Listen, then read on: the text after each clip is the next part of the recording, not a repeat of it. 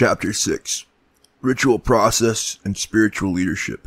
Essay, 1987.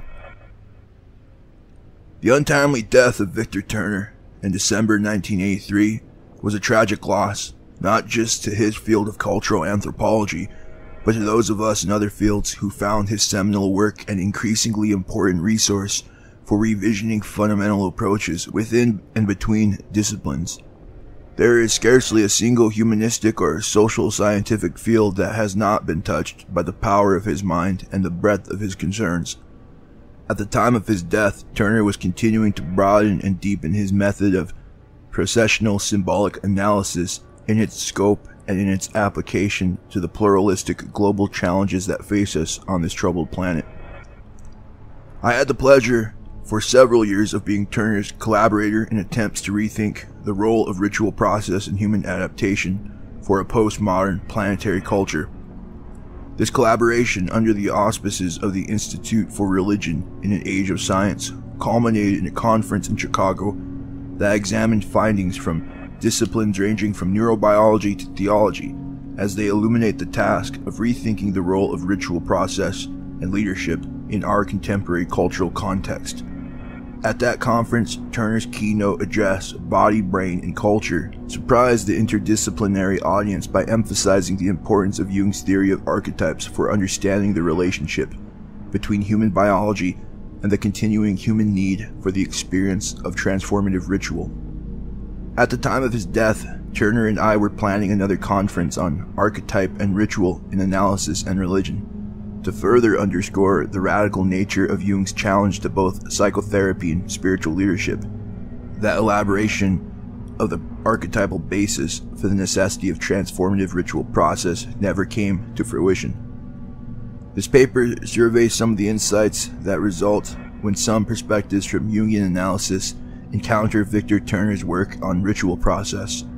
The first section starts with Eliade's belief that modern people can no longer experience sacred space, and then outlines key ways the contemporary world still needs ritual leadership and transformative sacred space. The second section looks at how Turner's work on ritual process led him to the very different conclusion that modern people can and do experience sacred space in certain ways. The third section examines how the rediscovery of initiatory process and ritual leadership challenges contemporary ministry and theological education. Modernity and the Eclipse of Sacred Space. In a recent article in The Christian Ministry, I reflected on the strange way that theological education has lost its sense of ministry as uniquely religious spiritual leadership. I noted that most seminaries fail to draw on the fields of cultural anthropology and the history of religions for insights into what makes ministry unique among its cognate professions. The tendency to de-emphasize symbolic forms, myth, and ritual has resulted in a growing hegemony of secularized models of ministry issuing either from the culture of professionalism or from Marxist pietism, cut off from an understanding of the nature of homo religiosus and the archetypal foundations of religious leadership. Ministry and theological education have suffered increasingly from an identity crisis of serious proportions. My article also touched briefly on the number of issues that theological education must address to recapture its vision of itself as preparation for religious leadership. This essay narrows my focus to one significant issue that illustrates the importance of the archetypal basis of ritual process for contemporary religion, the value for religious practice of understanding the concept of sacred transformative space. In this context, the name Mircea Eliade immediately comes to mind. Eliade's entire corpus of writings on the human religious experience results from his distinction between sacred and profane space and time for archaic homo religiosus. For Eliade, experiencing the heterogeneity of space and time was the key to all pre-modern religious life. Profane space and time in pre-modern cultures had duration, disorientation, and deterioration, while sacred space and time manifested an encounter with the eternal, the orienting center, and thus allowed regeneration, creativity, and transformation. The capacity to locate and utilize appropriately such transformative space was the special providence of the religious leader. In Eliade's view, modernity brought with it a fall for human culture in that it marked the loss of the capacity to experience space and time as heterogeneous. In fact, for moderns, all space and time is profane, and all experiences of space and time are homogeneous. This meant, for Eliade, that modern living under the condition of contemporary industrial culture and technical rationalism could not have an experience of sacred space. It is easy to see why Eliade concluded that modernity had brought an end to people's ability to experience sacred space. The iconoclastic influences of the Protestant Reformation began what proved to be a sustained movement toward depreciation of the importance of ritual processes in religious life. With the impact of the Enlightenment and subsequent trends in secularizations, this decline in understanding of and appreciation for the importance of ritual process and ritual leadership has continued. Today, it is difficult to find either religious leaders or psychotherapists who have much of a grasp of the power of ritual process and how the effectiveness of both ministry and therapy depend on the adequacy of ritual leadership. In contemporary culture, however, the human need for ritualization in many areas of life has not diminished. What has diminished is the availability of knowledgeable ritual elders who understand the archetypal human need for ritualization throughout life, and who are prepared to respond competently and effectively by providing ritual leadership to those who need it. This contemporary failure in ritual leadership manifests itself in many ways, but especially in our inadequate provision for initiatory process and transition states, whether required by crisis or natural life cycle changes. B, in our lack of rituals for resolving conflict, whether interpersonal or intrapersonal. And C, in our lack of bonding rituals to facilitate species identification. A, initiatory process. It is not difficult to discern the effects of inadequate attention to initiatory process. The archetype of initiation is constellated in these situations, but the psychological containment and leadership that are necessary components of effective initiatory process are absent. This social and cultural failure has devastating results. For example, in the increasing enemy we observe among youth and young adults, we lack adequate images of mature masculinity and femininity, and we seem to believe that the development into mature adulthood happens automatically. In our practice of analysis, we see every day the human tragedies that occur because we have not attended to the seriousness of the crisis and failed initiations that currently afflicts our culture. We discuss the midlife crisis without any genuine realization of the ritual dimensions involved in such a critical juncture in life. We usually view such crises as merely personal challenges to the individuals involved, when in fact, they are profoundly biosocial in nature. They invoke the archetype of initiation and demand by their very nature a response of social ritualization, because adequate ritual leadership does not commonly exist in our culture. The challenged individual must seek out partners in ritualization wherever they may be found. B. Conflict resolution. The crisis in ritual leadership today also reaches huge proportions in the area of conflict resolution. Tribal cultures had ritual processes to deal with the potent emotional residues of intrapersonal, interpersonal, and intertribal conflicts.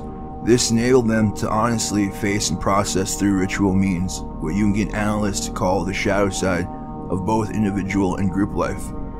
Though pre-modern ritual techniques were often brutal and used scapegoating and other mechanisms based on intra-psychic splitting phenomena, they nevertheless attempted to address the seriousness and depth of the emotional problems issuing from the cauldron of human social existence. Ritual techniques in tribal cultures not only maintained and enhanced group identification, but they also mediated conflict and reduced the residual toxic effect of the narcissistic rage elicited by such conflict.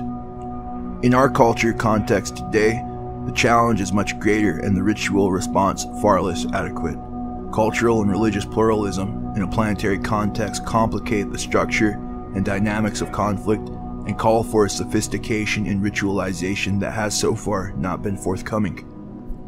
Perhaps the most dangerous and least understood contemporary crisis in ritualization lies in the psycho-cultural dynamics of the arms race and the nuclear posturing of the superpowers. Russia and the United States currently seem caught in a group of an archetypally grounded, unconscious ritual dance organized around apocalyptic initiatory imagery and fueled by malignant, untransmuted narcissistic rage. No national leader, political or religious, has so far demonstrated any understanding of the ritual dimensions of this conflict, much less the leadership required for responding to the depth dimensions it involves. C. Species identification. Finally, we must face the realities that the revolutions in technology have thrust upon us in collapsing social distance on the planet. The need for species identification and species bonding has never been so critical. Many who have studied bonding dynamics in human culture and personality believe that bonding and identification are complex ritual processes that cannot occur without adequate ritualization. These three examples of ritual need reveal a world situation in greater need of ritual leadership today than ever before. At just the time when the prevailing culture of modern secularism has rendered us ritually tone deaf, we try to live as moderns who cannot locate and utilize transformative sacred space.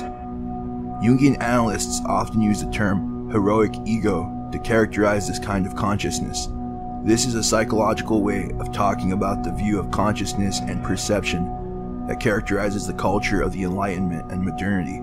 The Enlightenment ego acts as though it has immaculate perception, untainted by shadow dynamics and requiring no inquiry into the possible falsification of perception by the influence of deep structures unavailable to consciousness. We tend to accept the notion that time is homogeneous because we have little sense of a need for the relativization of the ego, its dissolution and reconstitution, its death and rebirth through initiatory process. Since we see no need for any fundamental transformations of our consciousness, we have no awareness of any possible role for the heterogeneity of space in either personal or social transformation. It is ironic that this same Enlightenment consciousness gave birth to two interpretive traditions, critical sociology and psychoanalysis, which have turned a revolutionary hermeneutics of suspicion on their predecessor. Both traditions have sought to expose and criticize the fantasy of immaculate perception and the atomistic, isolated individual ego. In recent years, depth psychology has begun to recapture an awareness of the importance of ritualization in modern life. Much of psychotherapy's influence today results precisely from psychoanalytic attention to depth dimensions that religious communities and their leaders feel less need to address.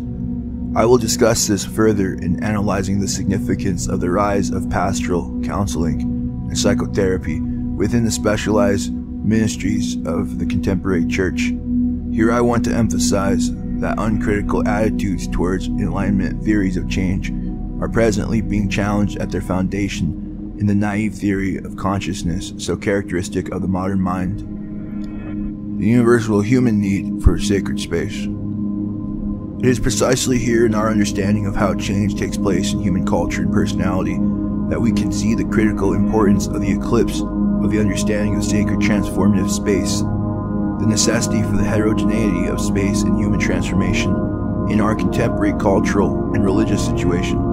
The culture of Protestantism and the Enlightenment, and the many subsequent trends that have converged in a dedicated secular modernity, have given rise to a dangerous naivete with regard to the nature and dynamics of human consciousness. While the emphasis on the isolated individual psyche and the values of autonomy have had their positive impact in the humanization process, the heroic ego of modernity has proven to have a fatal flaw grounded in its fantasies of mastery, control, unfalsified perception, and moral superiority. In theological terms, modern culture and consciousness have forgotten the truth embodied in the traditional concepts of sin as bondage of the will and depravity of the mind.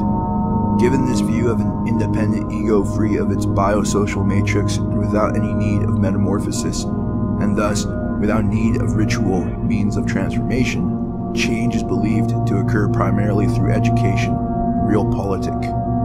The two world wars struck an important blow at the naive acceptance of the validity of the consciousness of modernity.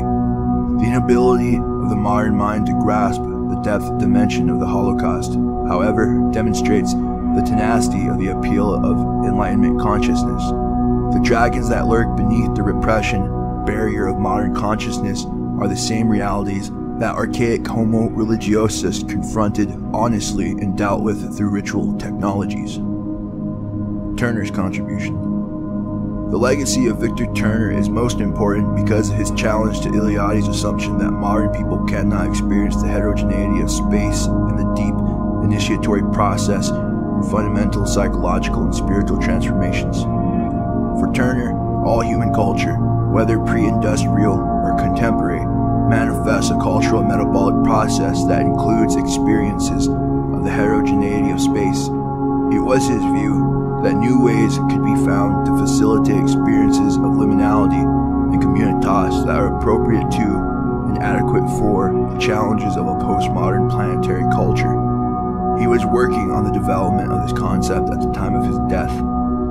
By helping us to look again at the biocultural matrix of consciousness, at the ritual processes through which it is formed and transformed, Turner helped us realize some of the reasons why the optimistic vision of the progressive era in social thought has gone unrealized. The stark realities of the Holocaust and the threat of nuclear war become more comprehensible and yet more terrifying because of the humiliation of the heroic modern ego that results when we begin to see clearly the biocultural embeddedness of human consciousness, the ineffectiveness of modern theories of change based in education, persuasion, and political enlightenment becomes increasingly understandable as we realize the fundamental necessity for ritual leadership that can locate, consecrate, steward, and make use of transformative space in the task of changing personality and cultural systems.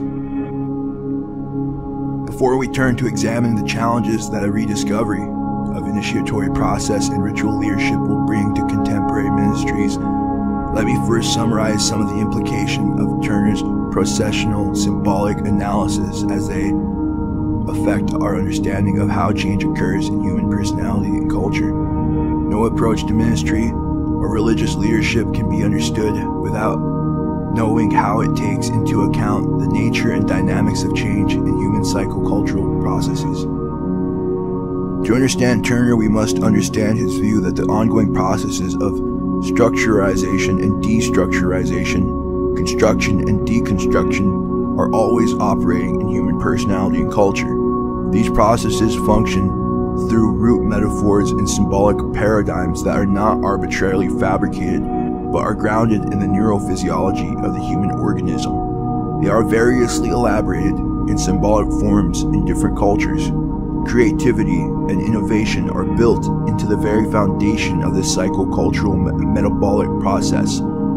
There is always a dialectic between structure and communitas, between structure and transformation in both personality and society. Unlike Eliade, Turner maintains that the fabric of human space-time is not homogeneous, but is characterized in all cultures by heterogeneity. He distinguishes between the social functions of ceremony and deep transformative ritual. Ceremony in human culture serves to confirm, consolidate, and legitimate the organization, values, and behaviors of existing structure.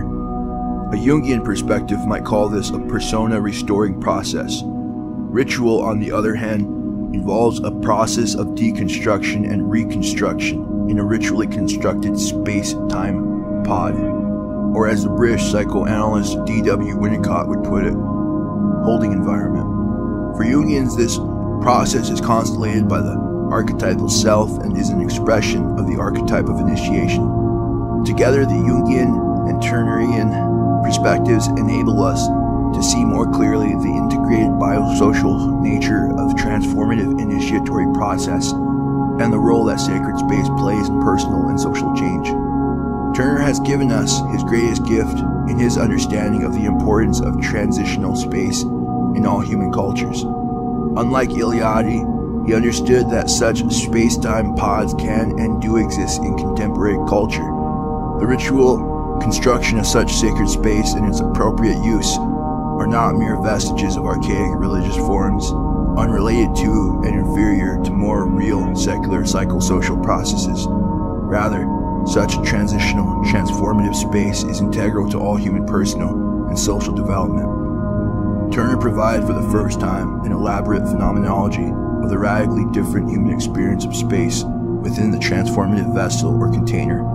His elaboration of the concepts of structure, communitas, liminal, and luminoid have given us conceptual tools through which we can discern the subtleties of the nature and dynamics of deep structural change in both personality and society.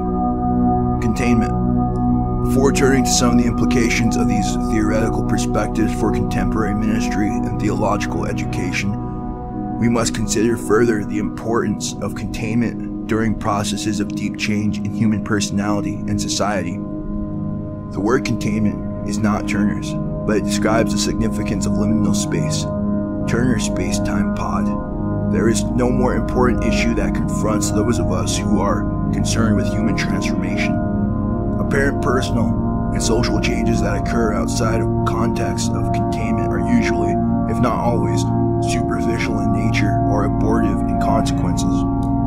Deep structural change requires a reliable psychosocial framing, the facilitation of a holding environment that can help individuals and groups tolerate the terror of change with its attendant painful truths and emotions.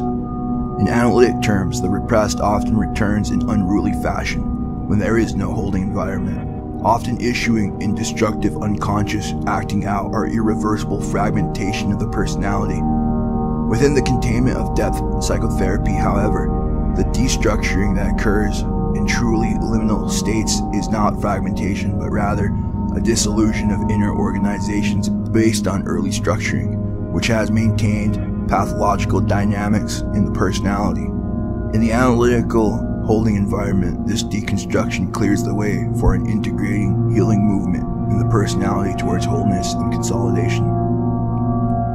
We should emphasize here that parallel processes can and should occur at all levels of systems in our psychosocial life world.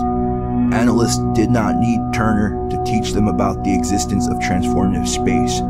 We did need his help, however, to deepen our understanding of the ritual processes involved in our work.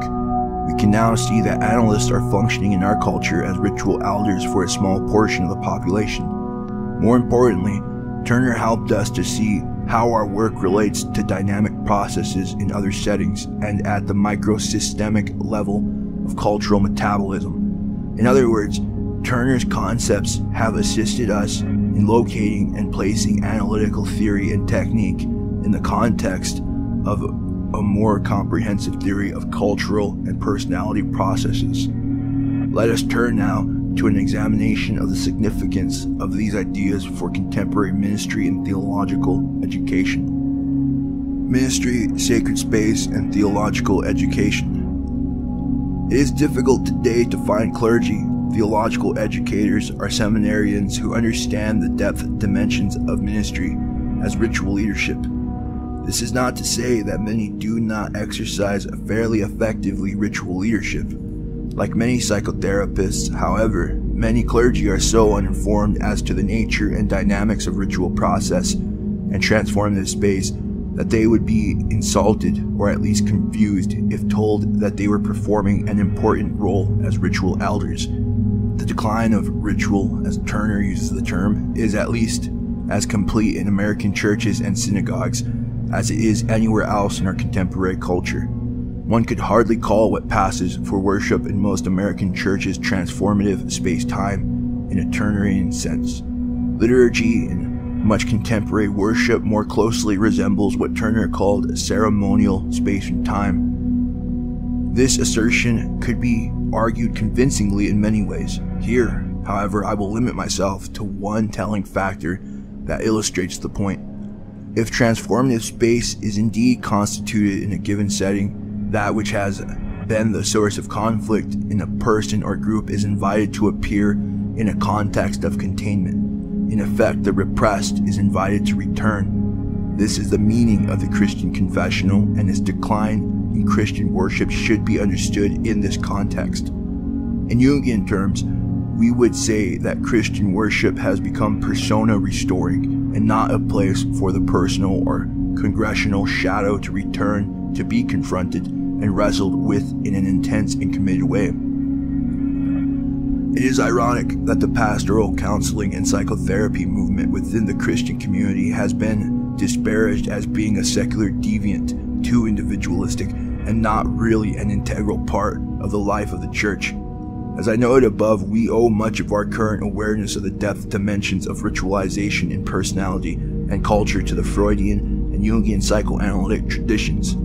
I have argued elsewhere that psychotherapists and analysts of various schools are providing ritual leadership in more depth than many overtly religious leaders. The most significant aspect of the rise of specialized ministries in pastoral psychotherapy and counseling has been the return to the church of a capacity to offer healing ritualizations through the provision of true sanctuaries where personal and group shadows can manifest and be dealt with effectively, and where deep structural transformations can occur. Pastoral psychotherapists are notorious for not being able to articulate clearly whether their ministry is in fact deeply religious in nature and central to the work of the church and its ministry. In recent positive developments, a few leading pastoral psychotherapists have begun to use Turner's conceptual framework to help them articulate effectively their understanding of the deep foundation of their ministry, which previously they could only intuit. The pastoral counseling and psychotherapy movement has only just begun to grow and to take its place as an integral ministry of the church. We must welcome and facilitate this growth as a manifestation of one way in which the churches can respond to the need for ritual leadership in our culture. Unfortunately, those of us in theological education have witnessed in recent years an increasing depreciation of the ministry of counseling and more emphasis given to the importance of the congregation as an entity in itself. Turner's concepts, however, can help us restore our understanding of the dynamic interrelatedness of the counseling ministries and the congregation as a system in itself. It is interesting to note that, in spite of all the recent attention to the local church and congregational life, there has been very little progress at the theoretical level in understanding the foundational archetypal and religious dynamics that lie at the heart of congregational life. We must learn to ask foundational questions about the ritual significance of the congregation. Should it serve, for example, as a holding environment in its own right? Should it provide both in its liturgical life and in other associational forms the kind of sacred space that we have been describing in this essay? From my point of view, the congregation already serves as a sacred space, even though its leadership does not understand the processes that are fundamental to the spiritual effectiveness of the congregation to its members. If we could become much more conscious of the ritual dynamics in the congregation, we could facilitate far better what Charles Lindquist has called a communion of possibility within the local church. The congregation as container or space-time pod has many potentials for human transformation that remain untapped and await our creative revisioning of congregational life. However, it is not merely life within the congregation that we must consider in the face of the current challenge to global religious leadership. We cannot continue to ignore the task of confronting the destructive implication of pseudo-speciation at the national and international levels. I've already noted that pre-industrial cultures used ritual techniques to resolve conflicts beyond the group, to negotiate intergroup conflict, and to facilitate intergroup reconciliation. Do we have any examples of ritual leadership in social transformations that we can examine for evidence of how ritual leadership might provide alternatives to current trends in leadership in this area? It is instructive to reflect on Martin Luther King as a ritual leader in social initiatory process. King did not reduce his leadership to moral posturing, nor did he dehumanize those he wished to change by directing massive shadow projections onto them. He did not allow his leadership to deteriorate into one more expression of realpolitik. One can interpret the dramatic forms of his leadership and tactics as ritual leadership on a national scale. Through the power of his personality and ritual genius, King was able to turn the streets of racist cities into sacred geography containing powerful emotions, allowing the social shadow to become manifest and facilitating deep structural changes in the psyches of both his supporters and his opponents. Social structure was transformed in the same ritually created alchemical vessel that elicited these changes in the psyche. King's role, then, was that of a cultural innovator in the Ericksonian sense and can be understood as having deep roots in the psychocultural ritual process. Scholars have not yet begun to examine King's leadership from this kind of interpretive perspective. Many social problems and social justice ministries need to be examined from the same point of view. Take, for example, the problem of gang violence in urban life. Multidisciplinary studies of the phenomenon abound, but none of them address the significant initiatory role of gang life in the lives of these young Americans. The belly of the beast, the inner world of the American prison, is one of the most powerful manifestations of sacred space in contemporary culture. Yet the stewards of that space, criminologists, wardens, guards, even prison chaplains, show little or no understanding of the nature of the space created by barbed wire and turreted walls. Since the stewards of prisons do not understand the space they have created, the initiatory processes carried out inside their walls leads mostly to pseudo-initiations and thus serves only to push its wards deeper into the underworld. Young men of promise are transformed into warriors, but since the larger society and its representatives do not understand the space-time pods they have created, these young warriors blindly turn their powerful energies against their own people and communities rather than using them to confront the demonic realities of urban life. We cannot, then, begin to fathom the tragedy of American urban life without facing the ways in which we fail to provide our youth with knowledgeable ritual leadership in the initiatory process. Lacking this leadership, youth turn to those who cloak themselves in the trappings of ritual elders, but who in fact are the agents of chronic liminality. If religious leaders do not deepen their reflection to include these archetypal realities, they will continue to function chiefly as ceremonial leaders in persona religion, and not as agents of significant social transformation. From this perspective, social action based on an enlightenment theory of consciousness is doomed to failure because of its naivete with regard to the requirement of transformative process. In conclusion, we must face the fact that contemporary theological education has failed and continues to fail miserably in the task of preparing seminarians for ritual leadership. Confronted with the task of revisioning an approach to spiritual leadership appropriate for a 21st century global village, most seminaries still function as if clergy have no need for preparation in cultural anthropology, history of religions, in-depth psychology. Without the training of comparative symbology that these disciplines provide, however, clergy will continue to use the Judeo-Christian symbols in a tribal way, thus contributing to the pseudo-speciation rather than making progress toward alleviating it. For the most part, theological educators themselves have not made enough use of these resources for understanding ritual processes to be able to assist their students in coming to terms with the depth dimensions of ritual process in ministry. This essay has argued that the most serious omission is neglect of the archetype of initiation and the need for ritual leadership toward individual and social transformation in heterogeneous space. By neglecting the concept of transformative space and its role in the postmodern theory of change, seminarians can hardly be expected to see any depth relationships in their liturgical leadership, their pastoral counseling, and their activism in social justice arenas. A serious encounter with the work of Victor Turner and contemporary Jungian psychology would go far toward enabling contemporary theological education to address the critical need for ritual leadership as we approach the 21st century.